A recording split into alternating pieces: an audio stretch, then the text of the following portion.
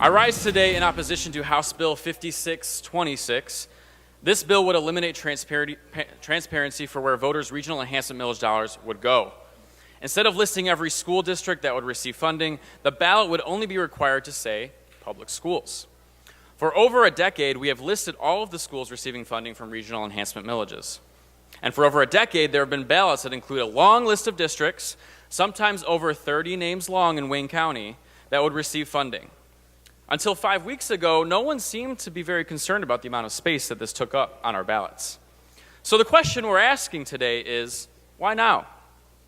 The answer goes back to 5 weeks ago when something happened that fundamentally changed education funding in our state.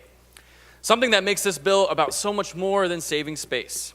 You see, 5 weeks ago, a law was signed allowing mostly for-profit charter schools and cyber schools to access these regional enhancement millage dollars.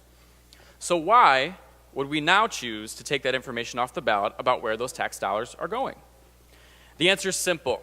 To hide the fact that they're going to for-profit companies that care more about padding their pockets than educating our kids. This is not a question of saving space. This is a question of transparency and, frankly, telling the truth. Because as written, this bill would defraud the people of Michigan by withholding information about their tax dollars and where they're being used. Taxpayers have the right to know exactly how their hard-earned money would be spent. They have the right to know if instead of going to their children's schooling, their money is going to for-profit charter executives.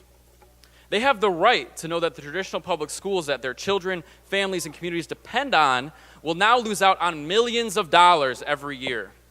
This bill is a legislative cover-up for a law that has angered people across this state. It is covering up a mistake by lying to the public. It's just spineless, and it's not the way our democracy should operate. The taxpayers of Michigan deserve better, our democracy deserves better, and our kids deserve better. I urge a no vote on House Bill 5626.